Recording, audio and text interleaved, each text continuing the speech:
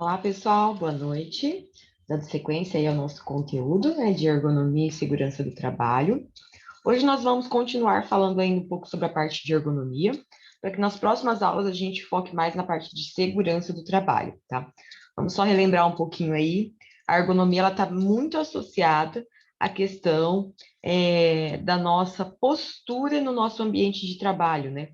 Como que essa postura pode vir a nos prejudicar numa questão aí de longo prazo.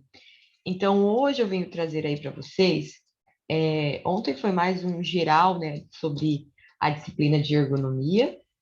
Hoje eu vou trazer três pontos importantes.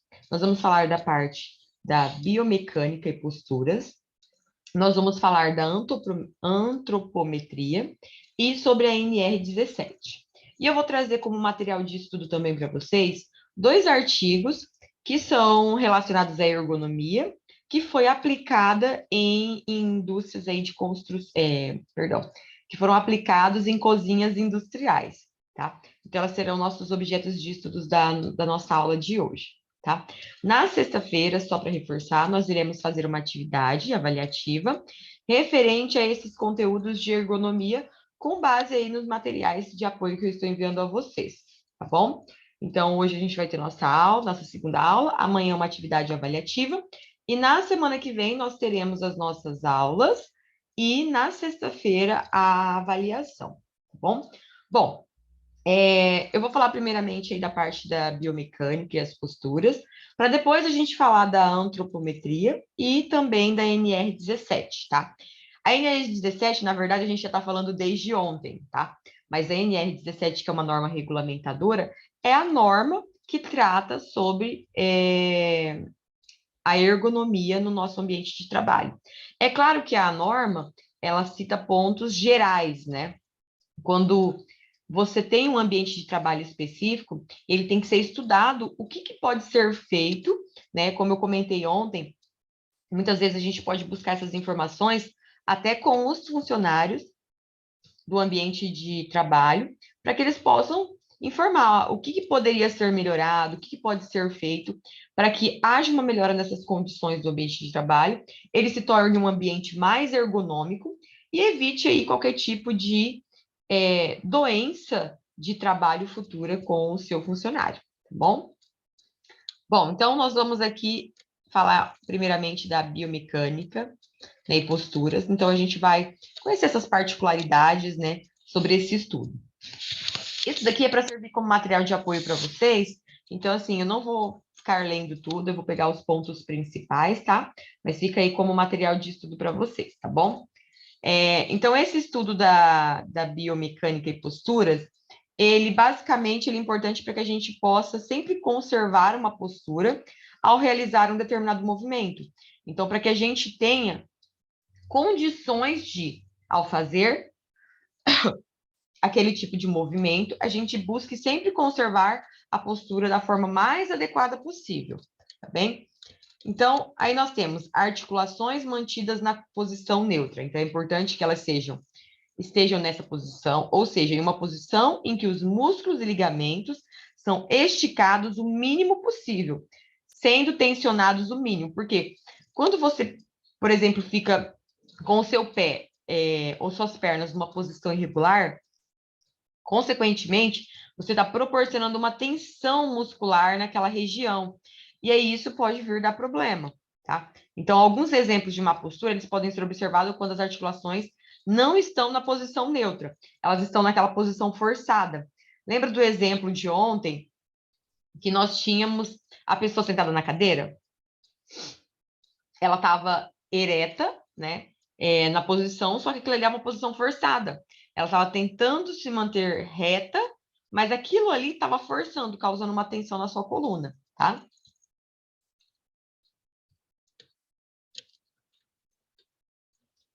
Conservação de pesos próximos ao corpo, né? Quanto mais o peso estiver afastado do corpo, mais os braços serão tensionados, fazendo com que o corpo tenda para frente, né? Então, ao afastar a carga do corpo, você acaba aumentando o braço de alavanca. Esse termo a gente usa muito na engenharia, né? Mas esse braço de alavanca nada mais é do que essa distância que você apresenta, né? Então, essa distância vai dar mais tensão nos pontos. Dessa forma, acaba ocorrendo o aumento das solicitações das articulações, aumentando as tensões sobre elas e os músculos. E aí acaba tendo qualquer tipo de desestabilização. Então, ao manipular um objeto com carga, a gente, quando vai pegar esse objeto, ele sempre tem que estar o mais próximo do corpo, né? Porque senão, qualquer distância um pouco além vai gerar esse aumento de tensão.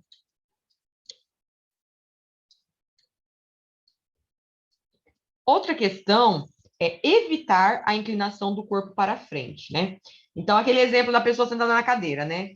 O correto é sentar encostando-se no apoio da cadeira. Quando a pessoa eleva o corpo e tenta deixar ereto, ela causa uma tensão na coluna vertebral. E se ela inclina para frente, também. Então, a parte superior do corpo de um adulto, acima da cintura, ela pesa em torno aí de uma pessoa normal, né? 40 kg-forças em média. Então, assim, quando você tende esse tronco, né, a parte do seu corpo para frente, você contrai seus músculos, os seus ligamentos das costas também nessa posição. Então, você também proporciona uma maior tensão nessa região do seu tronco, gerando aí, consequentemente, as dores, né? Então, postura incorreta, né? Tensionando, inclinando para frente, às vezes as pessoas acham que a gente ficar na posição ereta tá certo, né? E na verdade, não, pessoal. Tá? Tem que buscar sempre utilizar o apoio.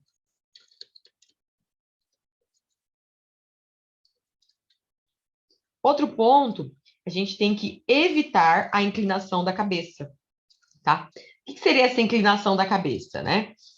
Quando você está na frente da tela de um computador, por exemplo, o ideal é que seu olhar de visão ele esteja no alinhamento da tela, para que o seu pescoço não fique nem para cima e nem para baixo, tá? Isso também está relacionado àquelas pessoas que ficam atendendo o telefone, né? Escorando o telefone escorando o telefone. E aí, o que que acontece? A pessoa fica muito assim no telefone, né? E aí, isso você gera uma inclinação na sua cabeça. Essa inclinação também pode, a longo prazo, aí, vir a surgir dores, né? Então, partindo de que a cabeça de um adulto pesa de 4 a 5 quilos, ao você colocar essa cabeça, né, numa posição inclinada superior, que seja superior a 30 graus para frente, ocorre uma tensão dos músculos do pescoço. E isso não é só para frente, tá, pessoal? Para o lado também, para trás. Qualquer posição que saia do normal, ela vai gerar um tensionamento dos músculos daquela região. E aí vai gerar depois, posteriormente, dores de nuca, ombro. E tudo isso está relacionado ao posicionamento da coluna, que deveria estar o mais próximo possível da coluna vertical, né? E aí, qualquer inclinação acaba havendo prejuízos.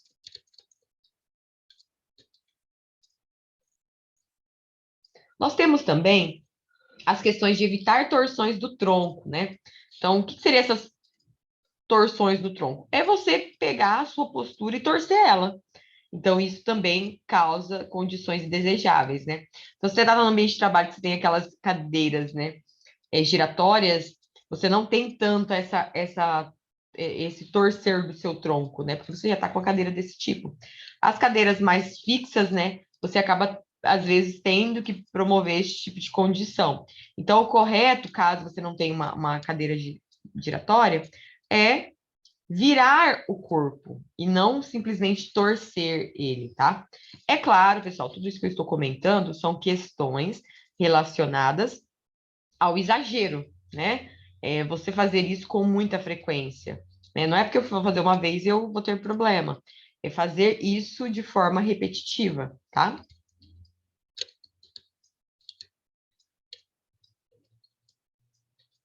Outra questão seria evitar movimentos bruscos que causam picos de tensões. Às vezes a gente tem costume, né, de promover esses movimentos muito bruscos, né? E é isso, mesmo que seja de uma curta duração, porque tem muitas condições que elas são movimentos repetitivos. E aí, a ergonomia, ela foca só nessa parte de movimentos repetitivos? Não. Às vezes, um movimento brusco que for mal feito, você acaba tendo aí um dano, né, físico ao seu corpo e vem aí talvez prejudicar também a sua musculatura, tá? Alternância de posturas e movimentos. Então, de forma alguma, a postura ou movimento repetitivo deve ser mantido por um longo período, né? Então, as pessoas que trabalham em pé, né? Então, aí no setor de cozinha, né? Partindo aí mais para gastronomia, as pessoas ficam muito tempo trabalhando em pé. Elas precisam ser estabelecidos intervalos de descanso ou que ela vá fazer uma outra atividade que ela consiga fazer sentada, por exemplo, para que ela tenha uma alternância. É claro que nesse tipo de trabalho vocês vão ficar muito mais tempo em pé, mas curtos períodos que você venha a ficar sentado propicia melhores significativas, né? Acaba você reduzindo a incidência desses problemas devido a movimentos repetitivos, né? Que no caso, o movimento repetitivo ali seria ficar muito tempo em pé, tá? Reduzir a permanência do esforço muscular contínuo. Ou seja, quanto maior for o esforço muscular, menor será o tempo suportável. Então, a maioria das pessoas, elas não conseguem manter um esforço muscular máximo por alguns segundos. Então, 50% do esforço muscular máximo, o tempo suportável é aproximadamente minutos, né? Então, sempre buscar reduzir essa permanência de esforço muscular contínuo. Por quê? Quando você faz um esforço muscular contínuo, a sua força, ela tem o pico dela no início, mas depois ela cai, né? Então, você nunca pode tirar de base a evolução, né, de uma pessoa que está carregando, trabalhando com carga, com transporte de carga manual, sendo que você avaliou só os primeiros minutos, porque a tendência é que isso daí vá caindo, porque ele acaba tendo um esforço muscular muito grande, tá? Então, esse tipo de condição, a gente tem que buscar reduzir essa permanência, porque os próximos minutos, eles acabam sendo ineficientes, eles têm uma redução, né, da eficiência deles. Buscar sempre, num ambiente de trabalho, prevenir a questão de exaustão muscular, tá?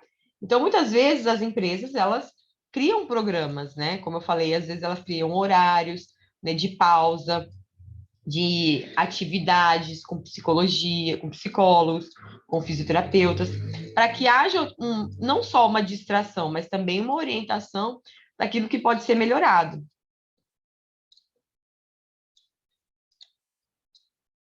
Pausas curtas e frequentes são melhores, né? Então, a fadiga muscular pode ser reduzida com diversas pausas curtas distribuídas ao longo da jornada. Eu comentei anteriormente. Então, a pessoa que ela trabalha em pé, ela vai ficar em pé. Mas o que pode ajudar a reduzir essas fadigas? É reduzir esses intervalos de trabalho. Bom, partindo aí para o pressuposto das questões de postura do corpo, tá? Temos aqui algumas imagens, tá? Algumas imagens em relações ao que a gente comentou, né? Então, a pessoa em pé, aqui é o seu corpo reto. Aqui é a representação do seu corpo inclinado. Aqui com o corpo reto, né? Você percebe que o corpo está ereto e tem a movimentação dos braços, né? Aqui com o corpo inclinado, isso já vai interferir aí na eficiência do serviço. Com o corpo reto e torcido, o corpo inclinado e torcido, tá? Então, a postura mais adequada ao trabalhador, segundo esse trabalho de Brasil de 2001, é aquela que ele escolhe livremente e que pode ser alterada ao longo do tempo. A concepção do posto de trabalho ou da tarefa deve beneficiar a postura do nosso colaborador, principalmente a alternância entre postura sentada e postura em pé. Então, o tempo de manutenção de uma postura ele deve ser o mais breve possível, pois efeitos nocivos ou não serão função do tempo durante o qual ela será mantida. Então, o que significa isso que eu acabei de dizer? Mesmo que esses tempos de pausa sejam curtos, eles são necessários para que eles não venham a ser nocivos depois, né, a atividade real não venha a ser nociva para o seu colaborador. Então, as questões de postura, ó, a gente tem várias imagens, né, de representações de postura. Como eu comentei, né, a gente tem algumas condições quando a gente tem cuidar com a parte do torcido, né? Posição das pernas, quando elas estão eretas, como elas devem ser organizadas, quando você está somente com uma reta, né? Ou com as duas flexionadas. Isso aqui principalmente para a parte de academia, né? O flexionamento correto das pernas, a angulação, para que você permita aí uma boa mobilidade do seu corpo, tá? Pernas flexionadas, ajoelhadas, deslocamento com pernas, ou também pernas suspensas, tá? Então, aqui a gente tem os tipos de postura, né? Então, e de modo geral, trabalhando ou repousando, o corpo ele tem 3 posições básicas. Ele pode estar deitado, sentado ou de pé, tá?